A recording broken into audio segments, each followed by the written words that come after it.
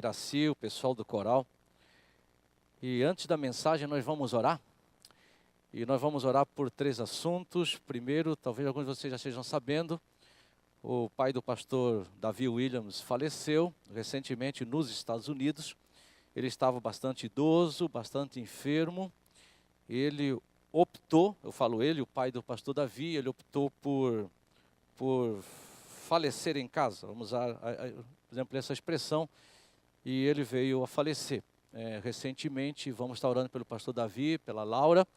Ao mesmo tempo que eles têm esse momento triste na vida deles, embora o pastor Davi fala que o pai dele dormiu em paz, descansou em paz, mas eles tiveram alegria também de uma neta, que é o nascimento da filha do André Williams. Então vamos estar orando por eles, pelo pastor Davi e pela Laura. No próximo domingo, acho que segundo domingo de abril, eu vou apresentar algumas fotos, algumas coisas para vocês da viagem missionária que foi feita para Angola. Domingo passado nós terminamos com culto num ginásio lá, porque não cabia no templo, com cerca mais ou menos de 1000 pessoas, com pastores de várias províncias vindas de Angola e líderes, num culto que começou às 10 horas da manhã e terminou às 15 horas da tarde. Isso lembrando que algumas pessoas já estavam na oração pelo evento a partir das 7 horas da manhã. Então, quem chegou para orar pelo evento a partir das 7 horas da manhã, ficou lá até as 15 horas da tarde, fora o pessoal que depois ficou até 17, 19 horas para desarrumar e arrumar as coisas lá no ginásio. Mas foi um tempo muito precioso, de graça a Deus. Eu cheguei na quarta-feira, na quinta-feira passei mal no Parque Raia, fiquei deitado na grama lá durante um bom tempo, fui socorrido pela esposa, pelo Dr. Nelson, que frequenta a nossa igreja. De lá fui recolhido de ambulância para o hospital. Agradeço a Deus pelas pessoas que representaram a igreja, telefonando, visitando, orando. E algumas pessoas estavam perguntando se eu já estou bem. Diria que eu estou 98% recuperado, mas não 100%. Mas pela graça de Deus eu estou aqui. E a segunda coisa para nós orarmos é exatamente lembrarmos, amanhã às 17 horas, pastor Daniel de Franca e a Aline estarão comigo e com a Raquel, num tempo ministerial que nós temos com ele todo mês. Lembrando que pastor Daniel e a Aline são pastores, pastor Daniel em Franca, num trabalho de implantação de uma igreja que é uma frente missionária nossa. Então vamos estar orando pelo pastor Daniel, pela Aline. Aqui às 19h30 nós temos encontro de líderes de grupos pequenos. Todos vocês que são líderes de grupos pequenos, atuais ou desejam ser líder de grupo pequeno, vocês têm esse encontro amanhã às 19h30 até às 20h45 e às 21 horas até às 22h30 nós temos encontro da liderança, que envolve equipe pastoral, diretoria, relator do conselho fiscal, liderança da diaconia, líderes de ministério, ok? Então vamos orar. Nós queremos, ó Deus, te agradecermos em nome de Jesus pelo nascimento da filha do André Williams e de sua esposa, mas ao mesmo tempo colocamos a vida do pastor Davi, da Laura, no falecimento do pai do pastor Davi, e todo o consolo, todo o fortalecimento que só o Senhor, pela tua graça e misericórdia, pode dar nesta hora, sabendo que o Senhor tem um consolo e encorajamento perfeito e completo para toda e qualquer situação. Te louvamos pelo tempo de ministério em Angola, pelas vidas que foram lá trabalhadas, impactadas, pelos desafios missionários que nós temos em Angola também ainda durante esse tempo. E queremos, ó Pai, estar te pedindo pelos nossos irmãos lá, pelas igrejas lá, que sejam fortalecidas na graça e na misericórdia de Jesus Cristo. Queremos colocar também, ó Pai, os desafios que nós temos como igreja, tanto a Franca como todos os desafios missionários, e de um modo especial lembramos o pastor Daniel e a Aline, que estarão conosco participando amanhã do encontro de líder de grupo pequeno, do encontro de liderança, compartilhando um pouco da vida e do ministério deles lá em Franca. Pedimos a sustentação do Senhor sobre a vida deles, sobre a vida da igreja e de todas as pessoas que estão envolvidas nos mais diversos ministérios da obra que o Senhor nos confiou aqui. Oramos e pedimos pela continuidade deste culto, pela proclamação, pelo anúncio da tua mensagem nesta hora, em nome de Jesus Cristo. Amém. Quando orando, Pai, obrigado, Pai, estar aqui. Obrigado, Tu és maravilhoso. Venho pedir especialmente pela vida do nosso pastor. Sabe das dificuldades, sabe das limitações que ele tem. mas Tu és o Senhor. Ó Pai, como igreja clamamos pela vida dele. Abençoa ele, Pai, dá saúde a ele, para enfrentar os desafios naturais do nosso próprio ministério, que é difícil. Mas Tu és o Senhor, Pai. Te louvo pela vida dele, pelo exemplo que ele era para a minha vida, a vida dos meus irmãos, o seu trabalho missionário, o seu compromisso, a sua dedicação. Mas, Pai, te pedimos, sobretudo, Tua graça na vida dele. Estamos aqui, igreja, clamando pela vida dele. Abençoa ele, dá a Tua parte, a Tua direção. É que nós pedimos isso, Pai, em nome de Jesus. Amém, Senhor. Amém. Deus te abençoe. Ok, obrigado, Gerson. Obrigado, André. Hoje nós estamos num culto especial de Páscoa. E eu vou estar compartilhando com os irmãos Páscoa, o desafio do viver e representar Cristo. Abra sua Bíblia em 2 Coríntios, capítulo 5. Nós vamos ler o texto 14, versículo 14 ao versículo 21. 2 Coríntios 5, 14 a 21. Carta do apóstolo Paulo, palavra de Deus. Ele fala, versículo 14, 2 Coríntios. Eu estou lendo na Bíblia, versão Almeida, revista e atualizada. Muitos de vocês devem ter a NVI, nova versão internacional. Vai ter uma palavra diferente aqui e ali, mas o texto é o mesmo. Então, eu estou lendo, repetindo, na Almeida, revista e atualizada. 2 Coríntios, capítulo 5, versículo 14. Pois o amor de Cristo nos constrange. O apóstolo Paulo dizendo, jogando nós isso, um morreu por todos, logo todos morreram. E ele morreu por todos, para que os que vivem não vivam mais para si mesmos, mas para aquele que por eles morreu e ressuscitou. Assim que nós, daqui por diante, a ninguém conhecemos segundo a carne. E se antes conhecemos Cristo segundo a carne, ou seja, do ponto de vista de homens, do ponto de vista histórico, já agora não o conhecemos deste modo. E se alguém está em Cristo, é nova criatura. As coisas velhas já passaram, eis que se fizeram novas. Versículo 18, ora tudo provém de Deus, que nos reconciliou consigo mesmo, por meio de Cristo, e nos deu o ministério da reconciliação. A saber que Deus estava em Cristo, reconciliando consigo o mundo, não imputando aos homens as suas transgressões, e nos confiou a palavra da reconciliação. De sorte que, porque Ele nos confiou a palavra da reconciliação, somos embaixadores em nome de Cristo, como se Deus exortasse por nosso intermédio. Em nome de Cristo, pois, rogamos que vos reconcilieis com Deus. Aquele que não conheceu o pecado, Ele o fez pecado por nós, para que nele fôssemos feitos justiça de Deus. Essa ideia da Páscoa, o desafio do viver e representar Cristo, ele está fundamentado em 2 versículos.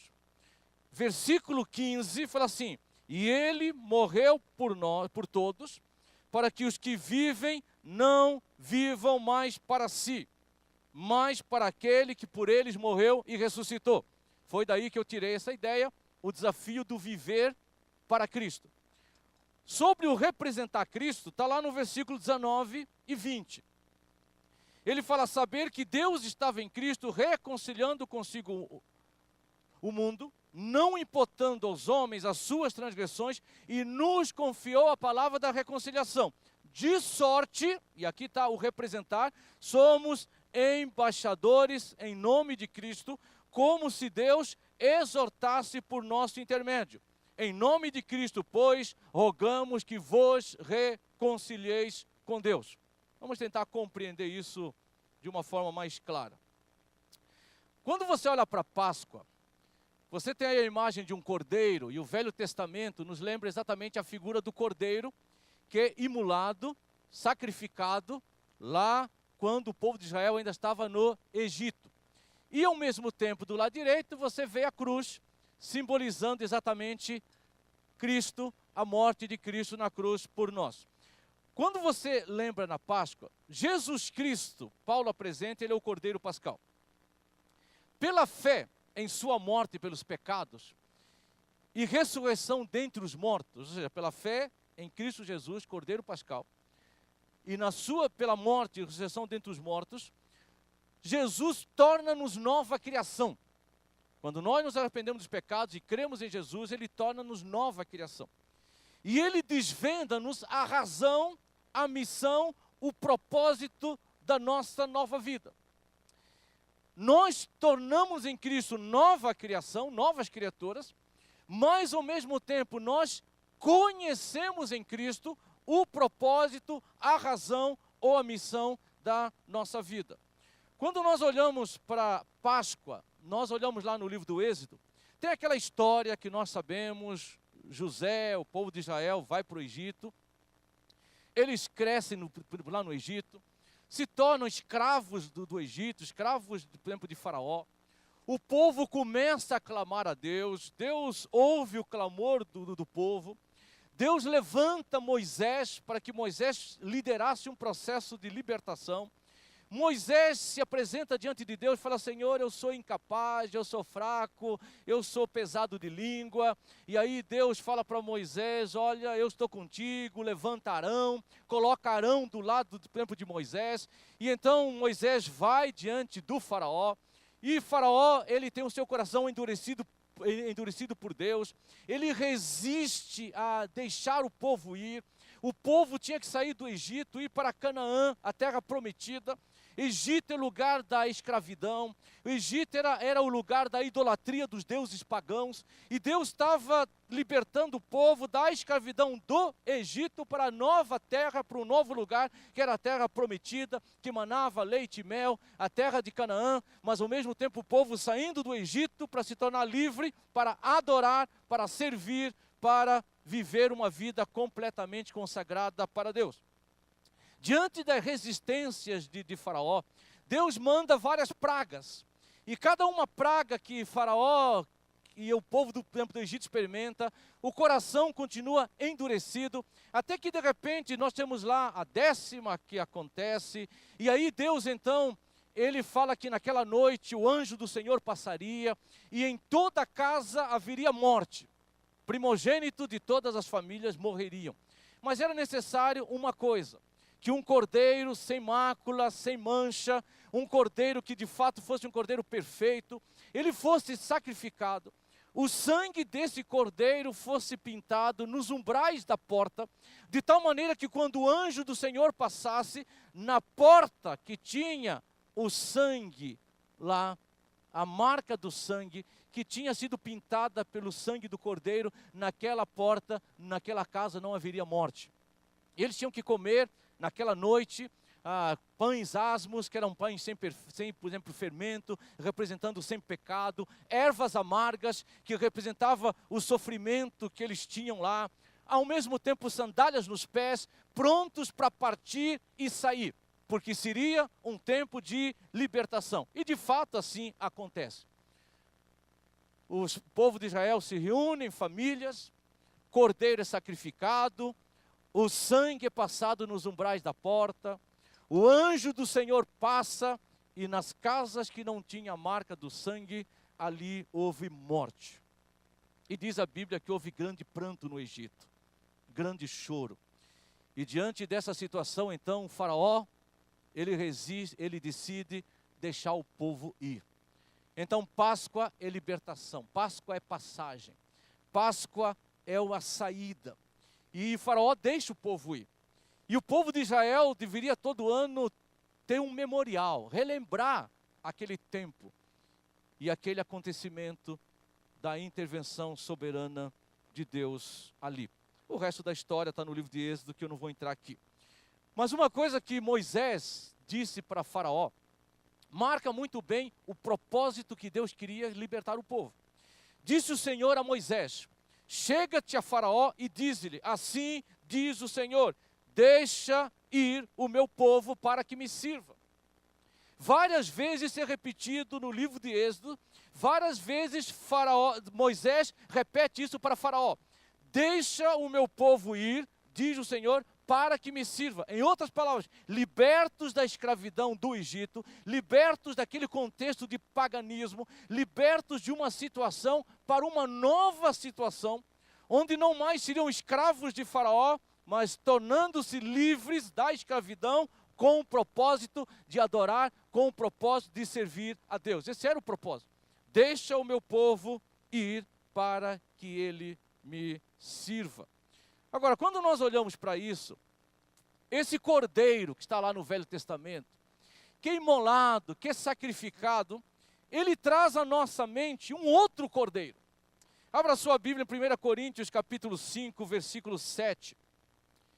1 Coríntios capítulo 5, versículo 7. Ele traz à nossa mente um outro cordeiro. Carta do apóstolo Paulo. Paulo está escrevendo e fala assim, versículo 7, lançai fora o velho fermento. Isso é uma linguagem do Velho Testamento, isso é uma linguagem de Levíticos, é uma linguagem por exemplo, do Êxodo. Quando eles comem lá pães asmos, pães sem fermento, o fermento ali simbolizando o pecado.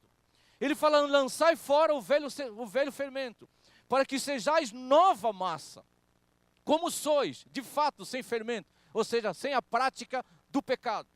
Pois também Cristo, nosso Cordeiro Pascal, foi imolado.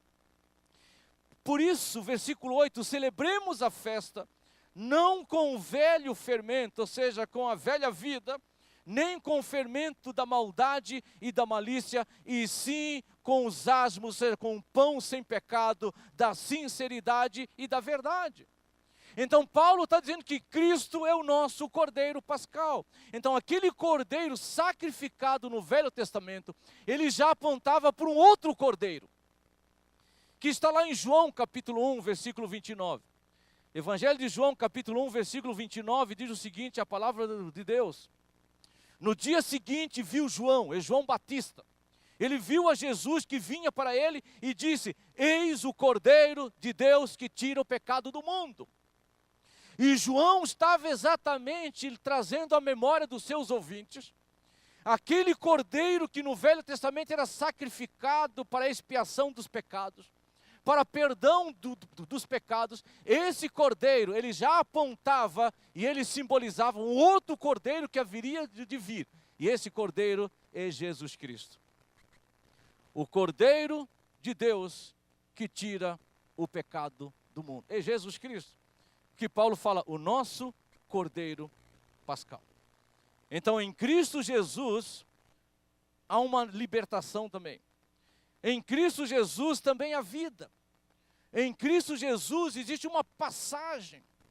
Não é uma libertação da escravidão do Egito, mas é uma libertação da escravidão do pecado. É uma passagem para uma vida liberta em Cristo para servir a Cristo, para vivermos a Cristo, para representarmos Cristo. Há uma nova vida em Cristo Jesus. E essa nova vida, ela acontece graças à morte do Cordeiro, que é Jesus Cristo, pelos nossos pecados. Pegar o sangue do Cordeiro, lá no capítulo de Êxodo 11, no Velho Testamento, e passar o sangue do Cordeiro nos umbrais da porta, era um ato de fé. Era um ato de confiança em Deus e na sua palavra. De acreditar que verdadeiramente aquele sangue nos umbrais da porta faria com que o anjo do Senhor passasse sobre aquela casa e naquela casa não haveria morte. Da mesma forma, crer no Cordeiro em Jesus Cristo. Crer de que nele nós somos aceitos por Deus. Crer de que nele nós somos perdoados por Deus. Crer que em Cristo Jesus nós temos vida e não a morte, também é um ato de fé, de confiança em Deus e na sua palavra. Quando a Bíblia fala que todo aquele que nele crê, não perece, não morre, mas tem a vida eterna. O dia mais importante da nossa vida. Eu estava viajando esses dias e eu li uma frase por exemplo, na língua inglesa, de um pensador norte-americano, um poeta chamado Mark Twain. E a frase dele estava escrito mais ou menos o seguinte: os 2 dias mais importantes da nossa vida é o dia que nós nascemos e o dia que nós descobrimos o caminho. Em outras palavras, Mark Twain estava dizendo o seguinte: os 2 dias mais importantes da nossa vida é o dia que nós nascemos e o dia que nós descobrimos a razão da nossa vida. Em outras palavras, o dia que nós descobrimos o caminho ou a vida que nós devemos viver. Eu fiquei com aquela frase do Mark Twain na minha cabeça, viajei para Angola, voltei de viagem, etc. E com aquela frase eu adaptei uma outra frase, que eu escrevi o seguinte: o dia mais importante em nossa vida é o que nos tornamos nova criação em Cristo Jesus. E descobrimos nele a razão, a missão, o propósito da nossa vida. O dia mais importante da nossa vida é o dia em que nós nos tornamos em Cristo Jesus nova criação. E em Cristo Jesus nós descobrimos a razão, a missão, o propósito da nossa vida. Vamos pensar um pouco nisso. Primeiramente, vamos pensar na morte de Jesus.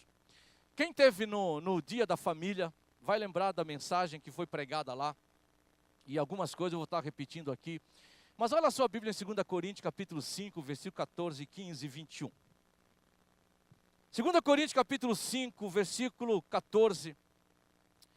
O apóstolo Paulo diz o seguinte: pois o amor de Cristo nos constrange, jogando nós isso, um morreu por todos, logo todos morreram. E ele morreu por todos, para que os que vivem não vivam mais para si mesmos, mas para aquele que por eles morreu e ressuscitou. Versículo 21, aquele que não conheceu o pecado, ele o fez pecado por nós, para que nele nós fôssemos feitos justiça de Deus. Deve estar lembrado, se você teve no dia, por exemplo, da família, a mensagem está no site, que eu falei que lembrar o seguinte: a Bíblia fala, maldito todo aquele que for pendurado no madeiro. Quando Jesus foi pendurado na cruz, ele se tornou maldição. A maldição, a ira de Deus que estava sobre o pecado, caiu sobre Jesus.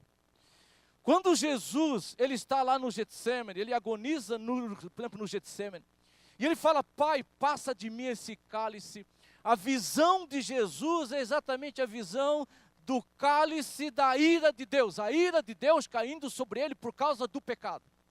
Paulo deixa claro em 2 Coríntios capítulo 5, versículo 21, que ele se fez pecado por nós. Jesus, ele morre a nossa morte, é uma morte vicária, é uma morte substitutiva. A Bíblia deixa claro, e nós vimos lá em Romanos capítulo 1, versículo 18, e vamos continuar vendo em Romanos, que a ira de Deus se manifesta contra todo o pecado, contra toda impiedade, contra toda iniquidade. Deus, na sua ira e na sua justiça, ele pune o pecador e ele pune o pecado. E Paulo deixa claro em Romanos 6, 23, que o salário do pecado é a morte. Em outras palavras, morte significa separação, morte significa ausência da vida de Deus. Quando Cristo vai na cruz, Cristo, ele sabe que na cruz ele está se tornando maldição. Maldito todo aquele que for pendurado no madeiro. Cristo sabe que na cruz ele vai suportar a ira do Pai sobre ele. Toda a ira contra o pecado e contra o pecador cairia sobre ele. E quando nós então olhamos para aquela cruz, vemos que Jesus, ele morre em nosso lugar, ele morre a nossa morte. É aquilo que exatamente Paulo fala, olha lá em 2 Coríntios capítulo 5. Quando o apóstolo Paulo diz o seguinte, 2 Coríntios capítulo 5, a saber que Deus estava em Cristo reconciliando o mundo, não imputando aos homens as suas transgressões. A palavra imputando, ou a palavra imputação, ela tem a seguinte figura. É a figura de alguém que paga a conta por uma outra pessoa. Um exemplo muito bom que nós temos isso na Bíblia é o exemplo de Paulo. Vai lá para Filemão. Abra a sua Bíblia em Filemão. Nós temos um exemplo muito bom sobre essa ideia da imputação na vida de Paulo. Olha lá o que Paulo está escrevendo. Paulo, ele escreve para Filemão. Filemão, capítulo 1, Paulo, prisioneiro de Cristo Jesus, e o irmão Timóteo ao amado Filemão. Filemão tinha um escravo que fugiu, era um escravo fujão. Esse escravo chamava-se Onésimo. Onésimo tem a oportunidade de conhecer Paulo na cadeia. Onésimo se torna, na cadeia, filho de Deus em Cristo Jesus, pela fé em Jesus Cristo. E aí Paulo escreve para Filemão. Paulo se envolveu com Onésimo. Onésimo se torna filho na fé de Paulo. Paulo escreve para Filemon, e aí você vê no versículo 10, Paulo fala assim: sim, solicito tem favor do meu filho Onésimo, que gerei entre algemas. Em outras palavras, Onésimo se converteu, conheceu a Jesus Cristo na cadeia juntamente com Paulo. E quando Paulo escreve para Filemon, Paulo sabe que Onésimo devia para Filemon. Paulo sabe que Onésimo era um escravo fugido. E ele então escreve para Filemon. E aí no versículo 17, Paulo fala assim: sim, portanto me consideras companheiro. Se portanto me consideras companheiro, recebe-o como se fosse a mim mesmo. E se algum dano te fez, ou se te deve alguma coisa, lança tudo em minha conta. Paulo está dizendo para Filemon: se Onésimo te fez algum dano, se Onésimo te fez algum mal, lança isso na minha conta. Em outras palavras, eu te pagarei aquilo que Onésimo te deve. Isso é imputação. Foi exatamente isso que Cristo fez por nós.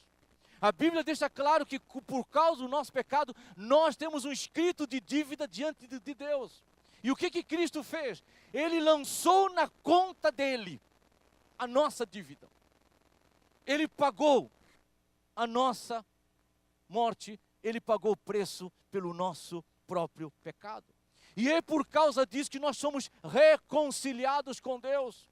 Não há reconciliação sem imputação do pecado. Se Cristo não tivesse pagado o preço, se Cristo não tivesse morrido na cruz por nós, nós jamais seríamos reconciliados com Deus. E é interessante que a Bíblia deixa claro que ele faz isso por amor. João capítulo 17, versículo 18, olha lá a sua Bíblia. Evangelho de João 17, 18.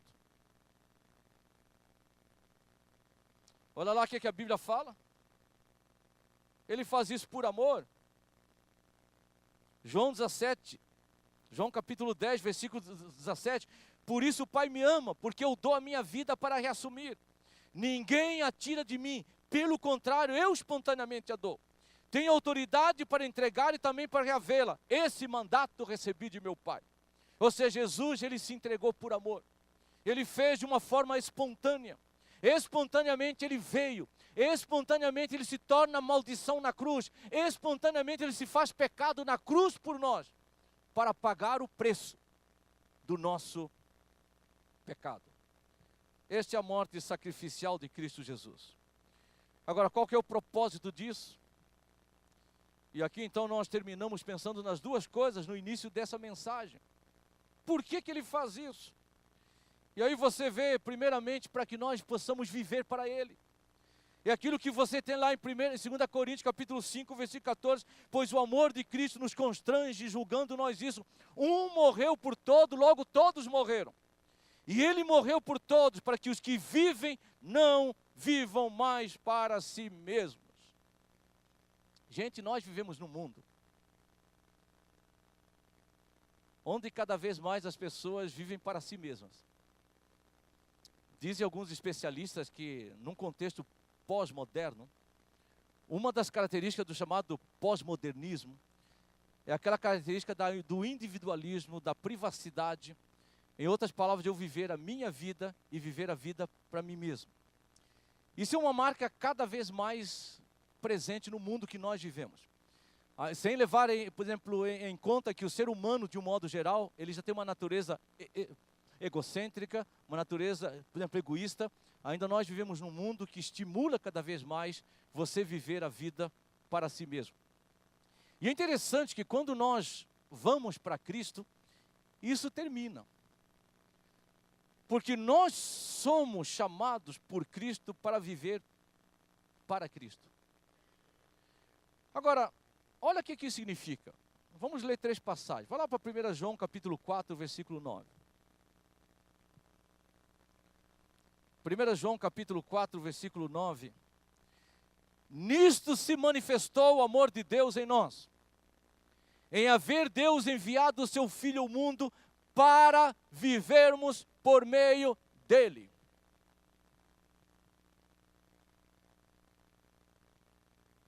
João 4, 9.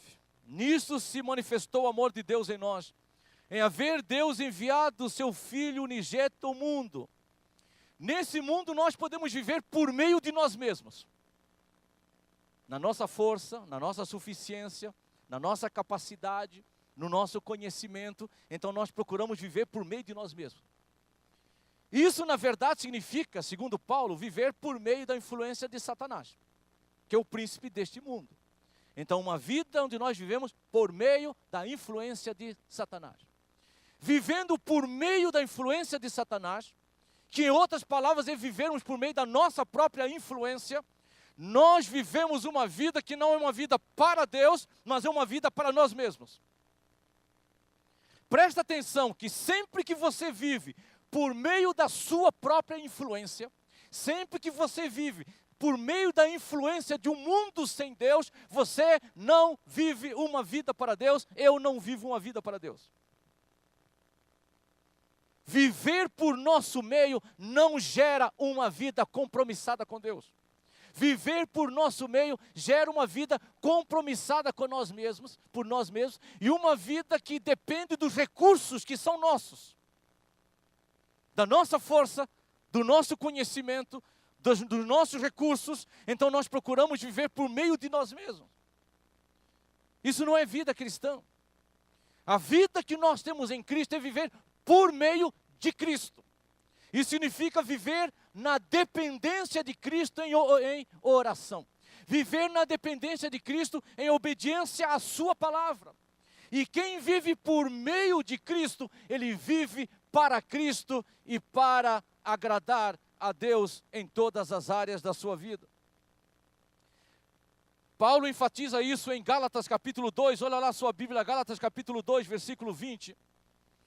Gálatas capítulo 2, versículo 20, quando o apóstolo Paulo diz o seguinte: logo não sou eu quem vive. Porque antes que Paulo fala, versículo 19, porque eu mediante a própria lei, morri para a lei, a fim de viver para Deus.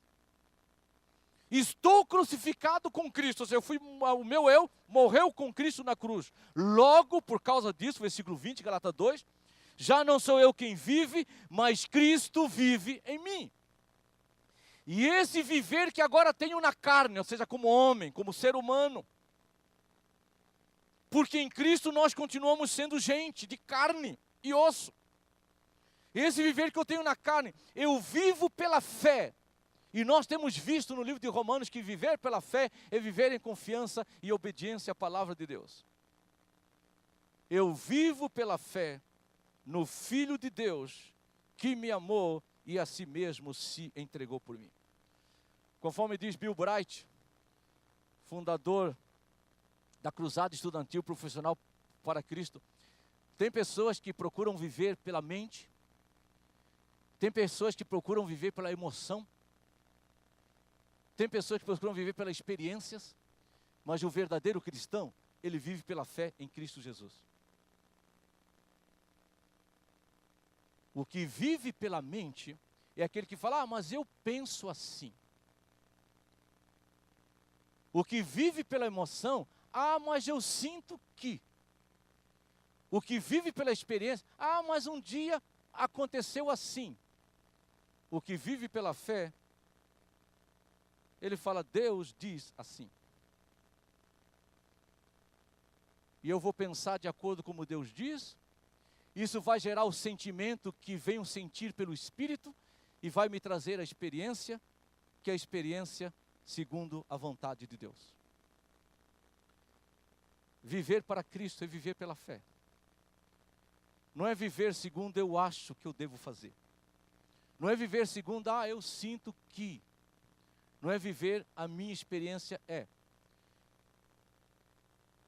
Por exemplo, isso significa quando você às vezes vai dizer para um jovem que jovem cristão deve namorar com um jovem cristão e casar com um jovem cristão, e isso ainda não significa garantia de um casamento bem sucedido, a não ser que os dois levem Deus a sério, sendo cristãos. E às vezes o jovem fala assim, mas a minha tia não era cristã, casou com um pagão e o cara se converteu. Como se a experiência da tia fosse a autoridade para lhe ensinar como viver. Se a tia que era cristã casou com um pagão e se converteu, existem muitas outras tias cristãs que casaram com pagãos e se afastaram de Deus por causa da influência do pagão. É aquilo que o Dr. Ramesh Richard fala, a experiência não prova nada, não mostra nada. Ou mesmo aquela ideia, eu sinto que. Os nossos sentimentos são enganosos. A Bíblia fala, enganoso é o coração e demasiadamente corrupto. Eu penso que, segundo Paulo, em Romanos e Efésios, os nossos pensamentos são corrompidos. Por isso nós temos que viver para Cristo e viver pela fé. A mente tem importância, sim. É aquilo que Paulo fala em Coríntios, levando em obediência todo pensamento sujeito à mente de Cristo. O sentimento tem importância? Tem. Mas é um sentimento que é fruto de uma vida de obediência a Cristo. A experiência tem importância? Tem. Mas é a experiência que se torna fruto de uma vida agradável a Deus, aquilo que Paulo fala, uma vida consagrada a Deus, para que experimenteis a boa, perfeita e agradável vontade de Deus. Um outro texto em 1 Tessalonicenses capítulo 5, versículo 10. 1 Tessalonicenses 5,10 diz o seguinte, olha lá, ele fala assim, eu vou ler o 9, porque Deus não nos destinou para a ira, exatamente porque a ira de Deus já caiu sobre Cristo, para alcançar a salvação mediante nosso Senhor Jesus Cristo, que morreu por nós para que, quer vivamos, quer vigiemos, quer morramos, vivamos em união com Ele. Olha o que Paulo fala em 1 Coríntios 5,10. Cristo morreu por nós para que, quer vigiemos, quer durmamos, vivamos em união com Ele, viver em comunhão com Ele. Eu estava lendo que uma mulher chegou para um homem, num contexto de briga, e falou para o homem assim, se eu fosse tua mulher, tua esposa, eu punha veneno no café para você morrer. Aí o homem virou para ela e falou assim, se eu fosse teu marido, beberia o café com todo prazer.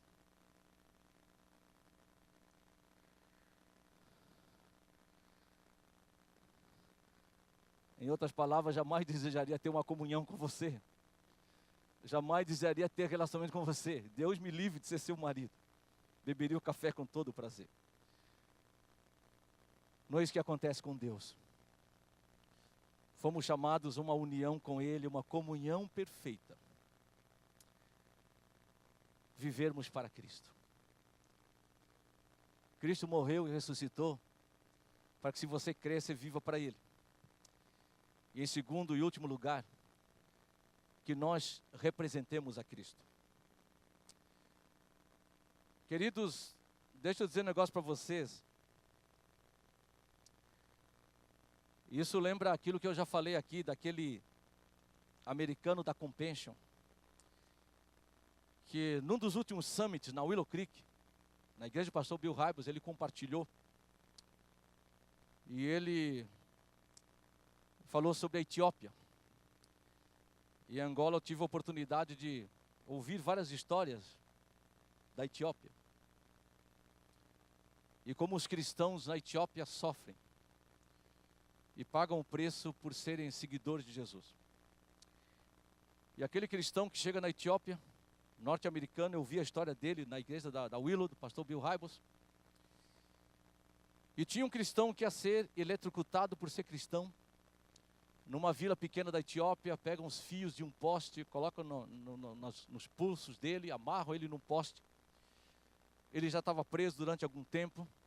E na hora que ligam um fusível para que ele possa tomar o choque e morrer, dá um curto-circuito, estoura toda a energia elétrica e aquele homem não morre. Eles mandam o homem para a prisão, consertam toda a instalação elétrica. No dia seguinte, repetem o mesmo ritual, pegam os fios elétricos, põem no pulso daquele homem, ligam a energia elétrica, de novo a um curto-circuito, aquele homem não morre. E eles viram para aquele homem e falam o seguinte, olha, vai embora que nós não sabemos mais o que fazer com você, some daqui. E esse líder da Compassion chegou na Etiópia exatamente no dia que esse homem tinha sido solto. E ele vai lá conhecer esse homem. Quando ele chega perto desse homem, um líder, um irmão nosso na Etiópia, esse homem está andando e esse líder cristão está seguindo ele. E esse homem vira para trás da Etiópia e fala assim, olha, eu sei que lá no Ocidente existe uma igreja em cada esquina, por exemplo, uma igreja, por exemplo, evangélica, mas ainda assim, os cristãos, eles não são muito de ir aos cultos, à igreja. E aquele líder lá do Ocidente, aquele líder norte-americano fala, sim, isso é verdade. E aquele líder etíope continua, e ele fala assim, eu sei que também existem Bíblias de todos os tipos, mas os cristãos no Ocidente não são muito de ler a Bíblia. E aquele líder ocidental falou, sim, é verdade. E ele falou, eu sei que no Ocidente também os cristãos quase não oram. E de repente aquele líder norte-americano falou assim, é verdade, eu sei o que você está querendo dizer.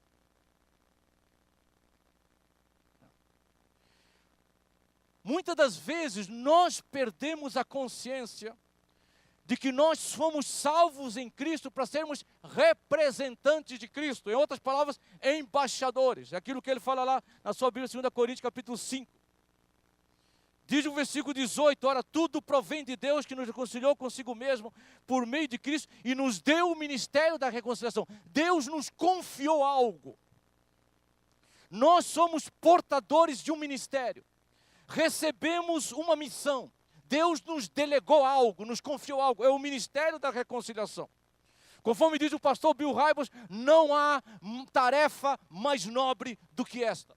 Não há ministério mais importante na face da terra, serviço mais importante na face da terra, do que o serviço de reconciliar os homens com Deus por intermédio do Evangelho de Jesus Cristo. Versículo 19.